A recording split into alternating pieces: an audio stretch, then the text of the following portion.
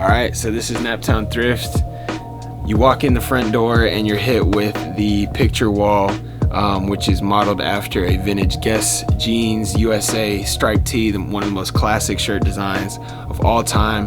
So we have that as our backdrop right when you walk in if you want to pose for a picture, get your flex on. And then you're immediately hit with these face outs that we put on the walls to display our bags. We kind of have to utilize our space as much as we can, so we just use some piping, kind of keep the industrial look going, have bags on them. We also have bags everywhere around the store, underneath racks, underneath benches, hanging for more face outs in the back.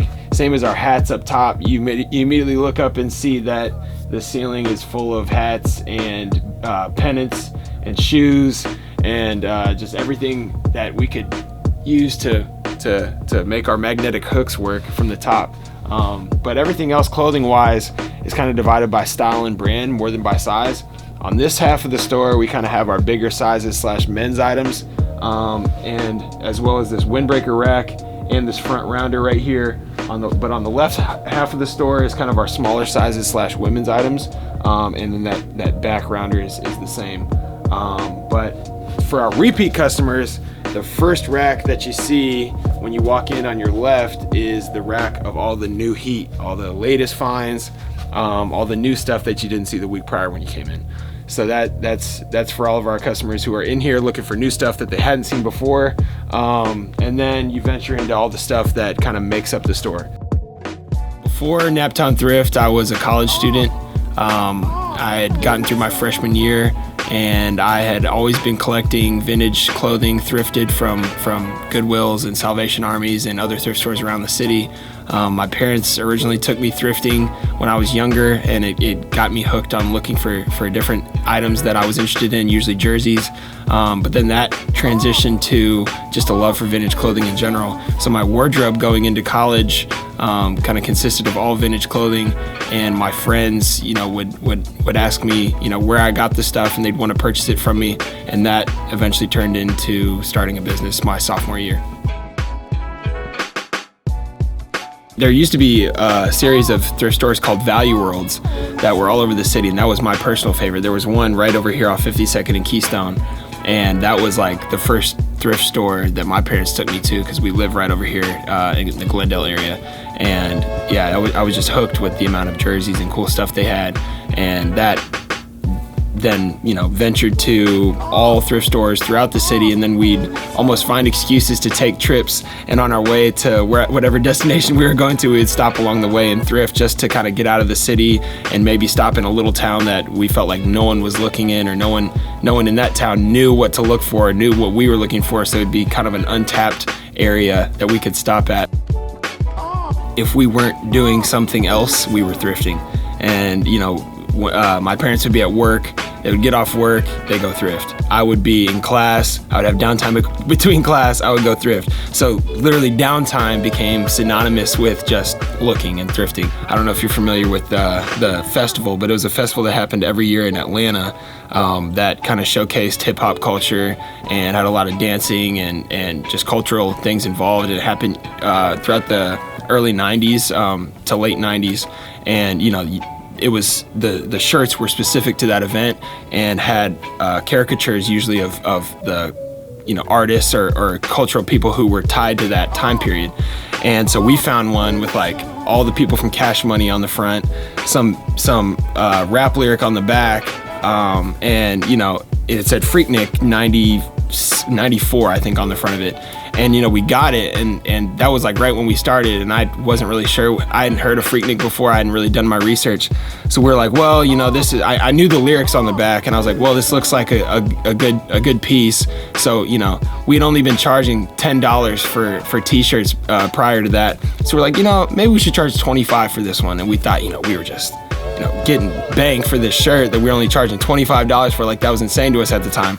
We sell it like the next day, and then of course we decide to do our research on it. We look it up, and they go for like $200 minimum a piece. So that was one of our coolest finds, even though we didn't probably get as much as we wanted for it a few weeks ago. And I see this polo jacket, and all it says a polo in the tag, but all it has is this little sleeve patch, and it's just a little crest. And so to the normal guy looking for stuff, you know, it just looked like a polo jacket, a pretty plain polo jacket at that. Maybe not something that was cool to the naked eye, but knowing your research, you'd know that that was a polo Unicrest jacket is what it had been dubbed, and they go for, you know, over $100 each, just because it was a rare subline of polo from back in the day. And yeah, just from not knowing anything, especially a loud Freaknik shirt, to then being able to now recognize subtle rare hints like that is just kind of part of the process. Our first storage unit was on the other side of Keystone, and it was literally a closet-sized storage unit, really tiny. And the only people I was really bringing in were my friends from Butler. And you know, it was by appointment basis. They would hit me up wanting to come shop. I would take them over there, and then they started to tell their friends, who then messaged our Instagram page and would set up an appointment to come by and shop. So these appointments kept happening and kept building upon each other to where the word was spreading. I had no, you know, public space or outside marketing besides our Instagram page and the word of mouth of people telling their friends to come check out this dude's storage unit. And, you know, hopefully I was coming off in the least sketchy way possible, because, you know, I was marketing it almost like, you know, we had set it up to look like a store. And then as we grew to a bigger storage unit, got to put some stuff up on the walls, made it look even more like a store, and that just kept progressing till eventually we had 3 storage units kind of all back to back, 2 connected to each other, 1 across the hall from the other one. And, you know, it kind of laid out as one big store that wasn't an actual store. It was interesting to gain people's trust, I feel like was the biggest part of the storage unit.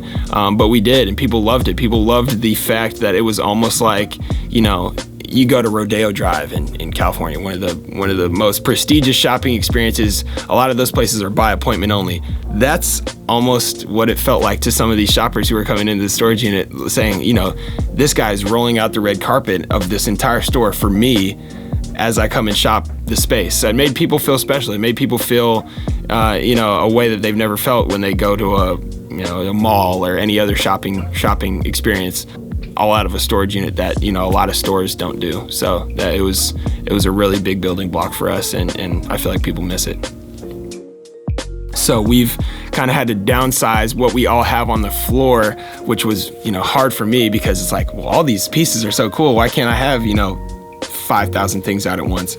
But that's why, you know, our back room was huge for us to have a lengthy back stock, which is good for bringing out new things and keeping it fresh, and so people don't get used to seeing the same stuff every day. And so we're lucky enough to where we found enough stuff over the years, and we are finding stuff at a consistent rate that we have new inventory coming out every day, and people that came in yesterday could come in today and find 5 new things that they would want that they didn't see the last time they were in. A lot of times people come into our store and they don't have a specific thing they're looking for. They're like, you know, they love shopping with us because they love the culture anyway. They want to come in and they want to dig. But the nice thing about us is you could go to 6 Goodwills and find one thing you want, and it's not even that cool. But with us, you know, we're kind of bringing the cool stuff to one spot, and these people can come in and they find something cool every single time. We are located in the South Broad Ripple area, right next door to Mississippi Bell, which is a pretty popular spot in the city, at 2174 East 54th Street. We're open 6 days a week, closed Monday, 11 to 8, Tuesday through Saturday, and Sunday from 12 to 6. We're in a plaza right here with Minus Skate Shop, which is really dope. Record shop just opened up in the corner, and obviously Soul Food Place Mississippi Bell right next door, so it's a cool vibe with Indie Taco here as well. And yeah, it's just, hopefully, you know, we're more than a clothing store. That's always been my goal. I don't want to just be the guy with a cool t-shirt. I want people to be able to come in, listen to music, play some old video games, chop it up about, you know, any of the memorabilia, stuff they remember, tell me a story about, you know, a shirt that you know, brings back a memory that they remembered from back in their childhood.